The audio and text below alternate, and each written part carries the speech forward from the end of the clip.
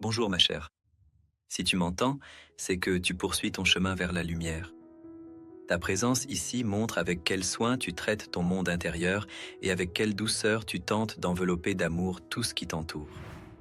Nous voici à la 7e leçon de notre cours, et elle est spéciale. Derrière nous se trouvent 6 esprits de destruction. Le jugement, la passivité, le mensonge, l'importance, l'avidité et la peur. Chacun d'eux emporte sa part, la force, la chance, l'amour, la santé, la prospérité. Mais le 7e esprit, l'esprit d'apostasie, est plus terrible que tous les autres réunis. Il ne se contente pas de retirer l'un des bienfaits, il détruit tout ce qui a été accumulé, l'expérience, la force intérieure, la motivation à croître, et laisse l'homme totalement vide. La réponse à la question de pourquoi cela arrive m'est venue de façon inattendue. Non seulement du savoir sacré, mais aussi de la recherche scientifique. Ce savoir est devenu mon bouclier, et aujourd'hui, je te le transmets. Es-tu prête?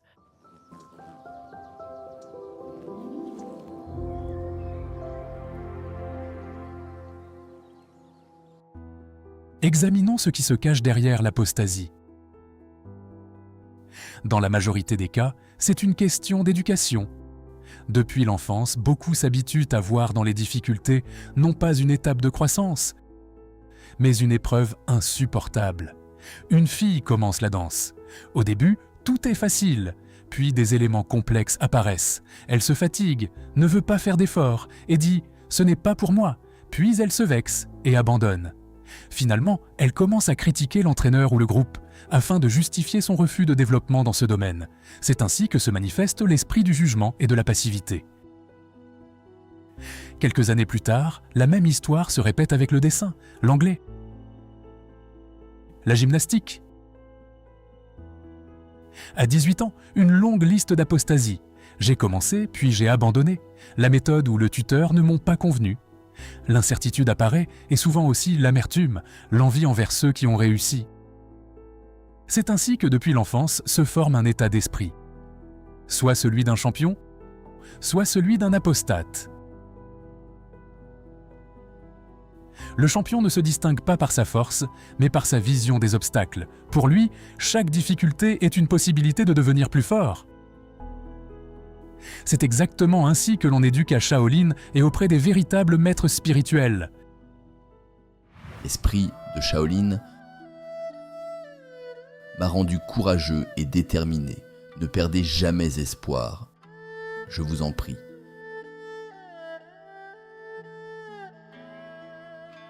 Vivez selon votre conscience. Quand cette colonne intérieure n'existe pas, la personne se brise et s'en va. Dans la vie adulte, cela ressemble à ceci. Des difficultés apparaissent au travail. Il change d'emploi. Dans le nouvel endroit, la même histoire recommence. Au cours de sa vie, il peut changer 10 fois de travail sans jamais apprendre à traverser les difficultés. La véritable apostasie, ce n'est pas de quitter une communauté ou un groupe, c'est refuser de grandir et de devenir meilleur. Mais la bonne nouvelle, c'est qu'il est possible de changer cela à n'importe quel âge.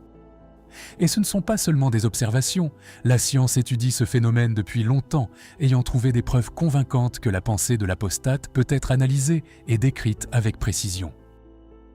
L'un des spécialistes les plus respectés, le professeur Bromley des États-Unis, a consacré une étude sérieuse entière au sujet de l'apostasie. Des sociologues ont parlé avec des milliers de personnes ayant quitté différentes communautés. Et voici ce qui a été révélé. 10% sont partis, mais se souviennent de cette période avec chaleur et gratitude. 80% considèrent cette expérience de manière calme et neutre, et seulement 10% parlent négativement. Parmi ces 10%, une seule personne sur 100 devient un apostate agressif, quelqu'un qui crie et accuse. Voilà le fameux effet d'illusion d'optique. Les personnes discrètes et reconnaissantes, 90%, ne parlent presque jamais publiquement de cela. Mais le 1% bruyant et rempli de colère crie si fort qu'il semble que tous les anciens membres pensent pareil. Les médias reprennent précisément leur voix et créent une fausse image.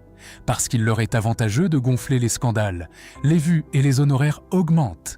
Il en était de même avec le Christ. Parmi les 12 apôtres, un seul est devenu traître, Judas. C'est pourquoi, lorsque le doute entre dans ton cœur à cause des critiques agressives de quelqu'un, arrête-toi. Celui qui crie le plus fort, c'est la colère d'une seule personne, tandis que la joie silencieuse de milliers d'autres reste inaudible. Mais la science ne peut décrire que l'image extérieure de ce phénomène. Pour comprendre ce qui arrive à l'âme au niveau le plus profond, et quelles conséquences entraîne l'apostasie, tournons-nous vers l'ancienne sagesse du chamanisme. Dans la vision chamanique du monde, la trahison est une rupture du fil vivant reliant l'être humain à l'esprit de l'égrégore. Quand une personne rejoint un groupe spirituel, l'égrégore la prend sous sa protection et commence à la nourrir de son énergie. Grâce à cela, elle devient plus forte, attire la chance et le bien-être. Mais dès que la personne ouvre son cœur à l'esprit de trahison, ce lien se rompt, et alors tout le pouvoir obscur obtient un libre accès à elle. Privée de protection, la personne devient vulnérable. Le karma du traître s'abat sur elle. Fatigue constante, perte de l'intuition et de la confiance en soi. Maladie que les moyens ordinaires ne peuvent guérir. Et lourde sensation que la vie a perdu son sens. Et le plus terrible, elle reste complètement seule, sans le soutien des pouvoirs supérieurs.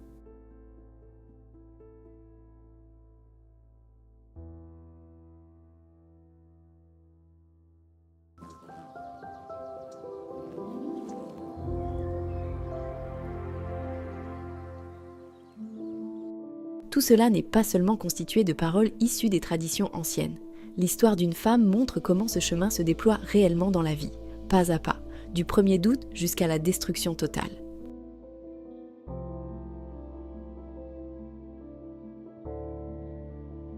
Marguerite a servi la lumière pendant environ 15 ans à Clan. Elle aidait à organiser des événements spirituels, soutenait les disciples et inspirait les autres à suivre le chemin du développement. Dès le début, elle se distinguait par un état particulier. Près d'elle, les gens devenaient heureux. Et elle disait toujours que c'était l'énergie de l'école spirituelle. Mais quelques années plus tard, les participantes des cours remarquèrent de sérieux changements. Marguerite n'était plus cette muse rayonnante. Elle commença à dire « j'en fais déjà bien assez ». C'est ainsi que l'esprit de paresse et de passivité s'installa en elle, et elle cessa de remplir sa mission principale, soutenir les gens et animer les cours. Elle arrêta de préparer les cours, estimant qu'elle pouvait très bien s'en sortir sans préparation. Lorsque les tuteurs de l'école l'apprirent, ils demandèrent à Nicole, une activiste talentueuse, d'aider à animer les cours dans cette ville. Elle commença à donner les cours et les disciples ressentirent immédiatement auprès d'elle un élan d'inspiration. Elles venaient avec joie et amenaient leurs amis. En observant cela, Marguerite s'enfonça dans des sentiments destructeurs. La jalousie, l'envie. Mentalement, elle disait « ce sont mes gens », nourrissant l'esprit de l'avidité. Elle commença à semer le doute dans le cœur des gens. On ne m'estime pas à ma juste valeur. J'ai tellement investi dans ce groupe. L'esprit de l'importance se nourrissait de son énergie. On ne m'aime pas. Je ne suis utile à personne. C'est ainsi que l'esprit du mensonge lui soufflait ses pensées. Et les ténèbres commencèrent à l'emporter. La lumière disait « Soutiens Nicole, réjouis-toi pour elle ». Mais les ténèbres murmuraient « On va te remplacer. Tu n'es utile à personne. Tu es pire qu'elle. » Marguerite choisit d'écouter les ténèbres. Elle commença avec ardeur à dissuader les disciples d'assister aux cours,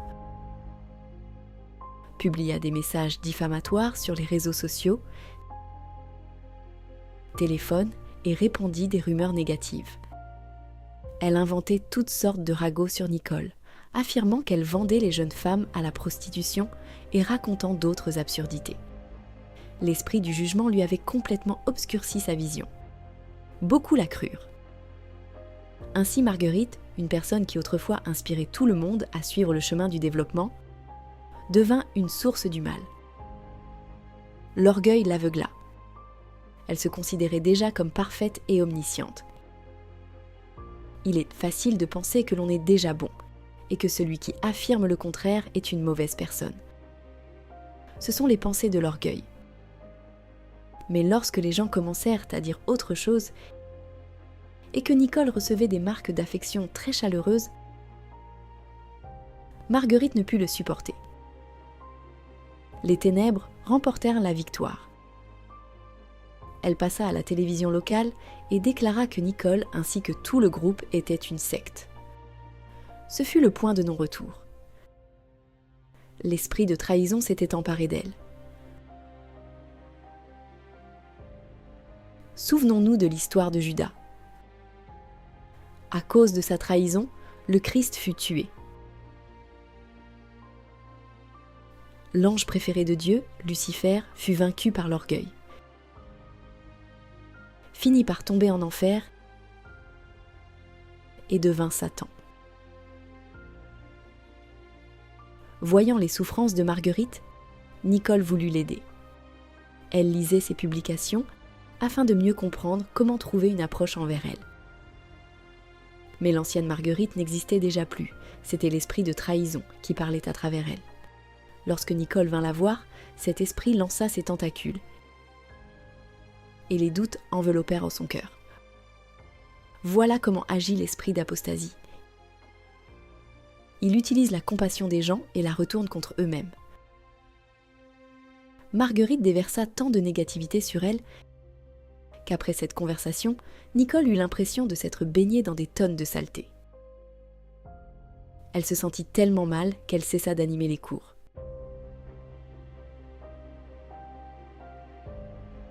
Mais la communauté remarqua à temps que quelque chose n'allait pas.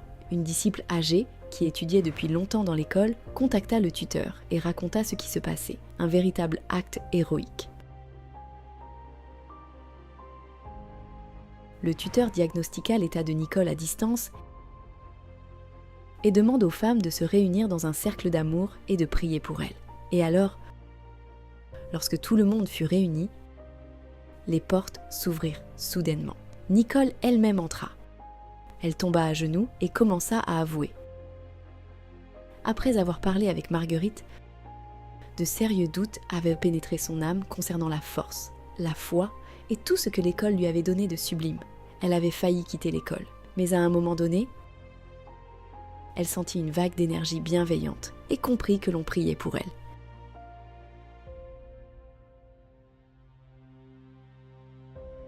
« J'ai été tellement stupide. Pourquoi suis-je allée voir Marguerite ?» disait-elle. « On m'avait pourtant prévenu. Si une personne cède à l'esprit de trahison, celui-ci ne s'arrêtera pas avant de l'avoir complètement détruite. » Il en fut ainsi avec Judas. Après avoir trahi le Christ, il ne put continuer à vivre et se pendit. Voilà comment fonctionne l'esprit de trahison. Il détruit jusqu'au bout, dévorant littéralement l'âme. Cependant, le christianisme se répandit encore davantage après la mort du Christ. Depuis plus de 2000 ans, les gens se souviennent avec amour de celui qui fut crucifié. Bien qu'à son époque son enseignement ait été considéré comme une secte dangereuse et que les apôtres aient subi persécutions et tortures.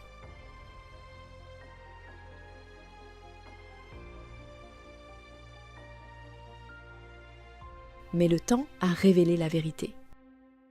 Et depuis 2000 ans, les gens maudissent Judas, qui a trahi son maître. Par sa mort, il ne s'est pas libéré de la souffrance, il a obtenu l'enfer.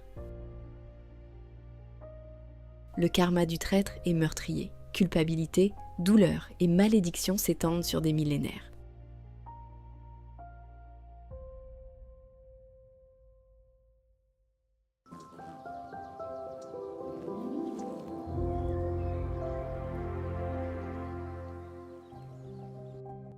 Le karma d'un traître détruit tout autour de lui sans distinction, et en premier lieu, l'individu lui-même.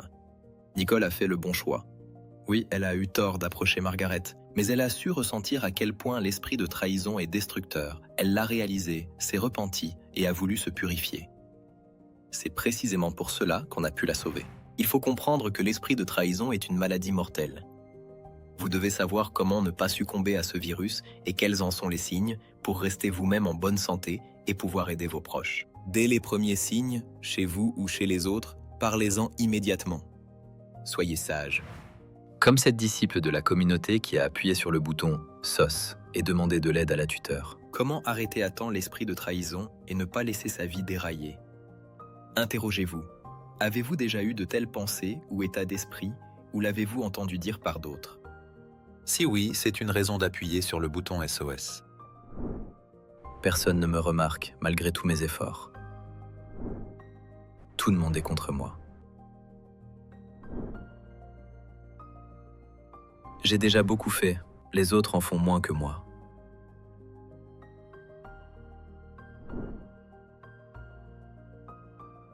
J'ai une grande expérience, je peux vivre sans suivre les règles. J'agis comme bon me semble.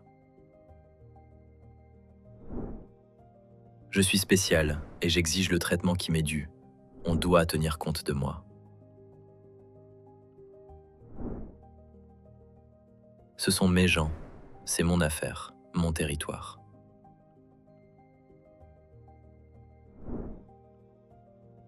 La peur de devenir inutile et d'être remplacé.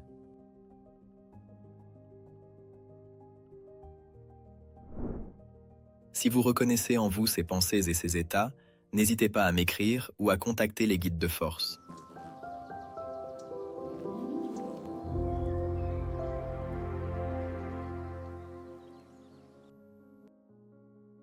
Comment aider si vous voyez ces signes chez une autre personne? Informe immédiatement les guides du pouvoir. Prie pour cette personne. Interromps le sang de ses contacts avec elle. Pratique le sampo afin d'éviter les fuites d'énergie. On ne peut pas parler directement à une personne infectée. Cette maladie est bien pire que la peste. Elle détruit non seulement le corps, mais aussi l'âme. Nicole agissait par compassion, mais l'esprit de trahison transforme la compassion en culpabilité et l'on commence alors à agir à partir de ce sentiment. La plus grande protection, c'est l'union avec l'esprit lumineux de l'égrégore. Son pouvoir maintient les démons à distance. Fais davantage de pratiques pour te connecter à l'esprit de l'égrégore. Rappelle-toi, l'idée que tu transmets est le pouvoir qui te remplit. Créatrice ou destructrice? Le choix t'appartient toujours. Accomplis de bonnes actions. Accumule un bon karma. Si le doute ou la rancœur s'insinue dans ton âme, ne le cache pas. Parle à un mentor ou écris-moi. Ensemble, nous dissoudrons cette ombre dans la lumière de la conscience. Je crois en toi. Ton cœur est plein d'amour, et aucune illusion de ce monde ne saurait éteindre ta lumière intérieure. Avance avec courage, fais le bien et l'univers te répondra par une bénédiction. À bientôt sur le chemin de la lumière.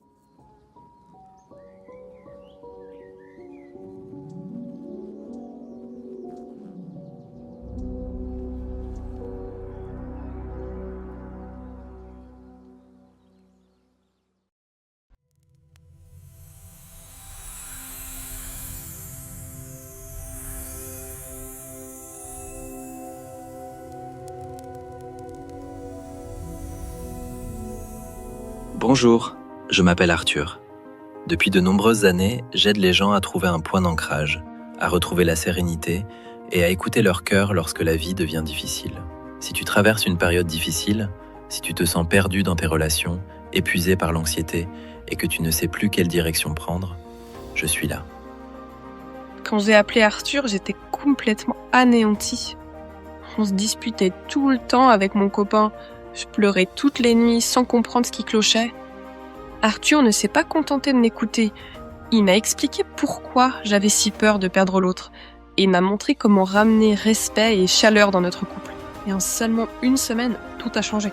Mon copain et moi, on est de nouveau ensemble et je me sens plus heureuse que jamais. Je t'attends, belle âme. Scanne ce QR code ou clique sur le lien dans la description pour me retrouver. Je suis tout prêt. prête à t'accompagner. Pendant cette période extrême, où le destin de la planète entière est en jeu, il est très important que la connaissance des anges et des esprits de lumière se propage le plus rapidement possible à travers le monde et atteigne des milliers de personnes. De cette façon, nous pouvons changer l'avenir de toute l'humanité. Alors nous nous tournons vers toi, chère âme de lumière. Partage la connaissance concernant nos livres sages et nos films. Partage les liens vers des vidéos ou des dessins animés. Tout cela est disponible et gratuit. Invite les femmes à des pratiques individuelles, des webinaires et des séminaires, et le grand esprit de lumière t'aidera, à toi et à ta famille, en dirigeant une énorme quantité d'énergie pour réaliser tous tes désirs. Les esprits lumineux et les anges t'aideront, à toi et tes proches dans tous les domaines. Le fil de la lumière et de l'amour de ton cœur atteint le cœur des femmes en recherche. Et la création du bien, la diffusion de la connaissance de lumière dans le monde commence. Rejoins cette mission de lumière. Aide les gens et Dieu t'aidera.